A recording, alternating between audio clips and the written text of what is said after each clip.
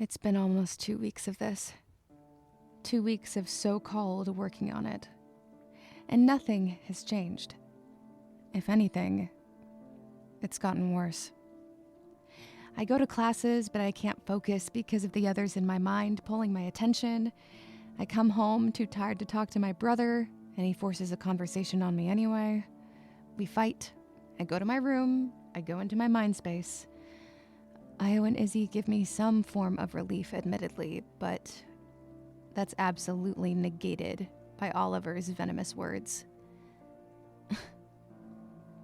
There's nowhere I can escape to. The people in my head feel more real than the people around me. God, I wish I wasn't hurting.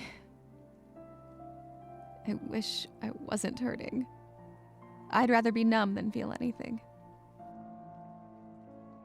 I was laying on a stone, colder than ice, in my mind space today. It froze to the very marrow of my bones, but I didn't care. A sick part of me welcomed the pain. The burn of the cold, unfeeling rock beneath me. God, how I wish that were me. Io perched on a small boulder beside me, peering slightly down at my blank face. Something about Io's eyes let me relax into the nothing I felt. Some part of me felt like we were communicating without moving. Pain, their eyes asked. I didn't move, but I felt somewhere within me nod. Io moved their gaze to my head for a split second, and then back to my eyes. I blinked, a confirmation. Io closed their eyes slowly, an apology. Heavy steps stormed toward me, and moments later, an unamused Oliver appeared before my eyes. Ugh, too close. Just tell him he's a fucking prick! I sat up, pushing him firmly back, rolling my eyes. Io punched him. The hell, Oliver? You have to stop that! That's so mean! Izzy looked frantically from Io to Oliver. It was impossible to tell who she was chiding. What? She thinks it's true. We can all see it. The three of them looked at me. My throat began to close up. I shrunk into myself, feeling bare. See? Told you. What, you a fucking chicken, Linne? Grow the fuck up. Stand up for yourself. Be the asshole you want to be. Floundering for words, I desperately looked at Io. They just observed patiently. No help at all. Jeez. Weren't we on the same wavelength just now? Help me. I begged with my eyes. Io was focused on Oliver. Brat. I'm just saying, if he's allowed to bitch at you, you're allowed to bitch back. He's the one making the rules after all, since you've got no backbone. I flew up from the stone, my toes curling into the ground, my hands clenched. Oliver, it's upsetting her! Fuck! I'm so goddamn pissed off at you right now! Oliver pushed Io aside to get in my face. Rage burned in me, and I snarled at him. He glowed brighter as he smiled, delighting in my fury. I'm not upset. Aw, look at her. She's trying so hard to look tough. Please, no! Stay out of it. I know she needs this. I drew in a slow breath that burned my lungs. My eyes were slits. You fighting tears, Linne? Huh? You know, for someone who prides herself on never crying, you sure do blubber a lot.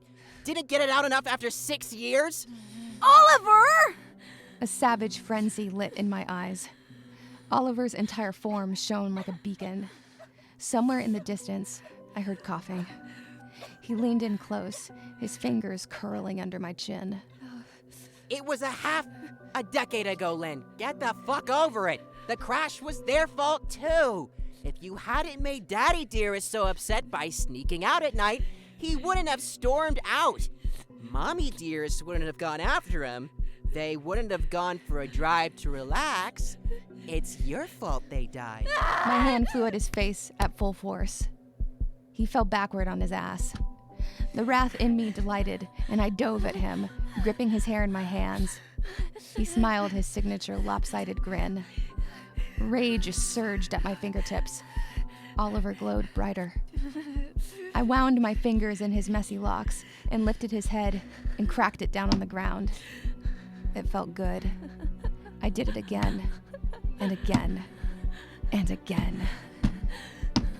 Fuck you and your fucking smile, you piece of shit! Fuck you, fuck you, fuck you! Enough! Io's voice snapped me back to reality. I was hyperventilating. I released Oliver's hair and quickly jumped off him. We stared at each other. I felt a soft, small hand wrap around my wrist and pull downward. I looked, and Io pointed with their other arm. Izzy was coughing weakly, her body barely visible at all. Oh my god.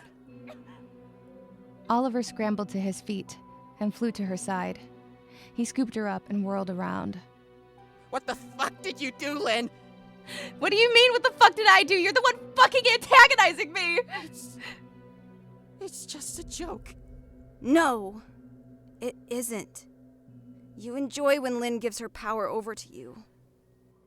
We both gave a confused look to Io. I figured it out. What do you mean? It's a balance. We are you. You are us. We share this space. It's a give and take. Io lifted a finger to Oliver. Linne can't handle her anger, so you channel it. But the more she focuses on that, We all looked at Izzy's weak form. the less energy she has for Izzy. Oliver scrunched his face up, his features growing ominous. Then be happy, you fucking moron. I can't just turn it on like a switch, Oliver.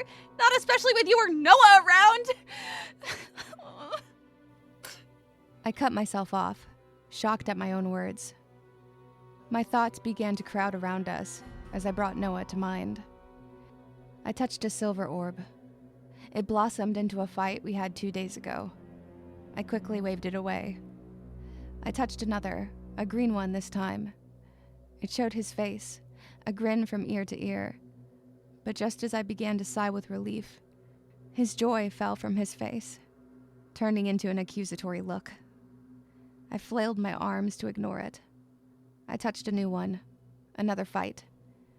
I ran to a different one, my desperation growing. I always saw myself rolling my eyes at him, or pushing him away. Pain swelled, heavy in my chest. Didn't I have one happy memory of us? I had to have one. Whatever you're doing isn't working. Shut up! My screech echoed for what felt like 1,000 years in the abyss. I closed my eyes. What a joke. What a joke. The place I once felt safest. My secret place. My hiding place. Once dark, beautiful, and lonely. Now sullied, disgusting, and far too crowded. I've become the thing I hate. A place full of betrayals.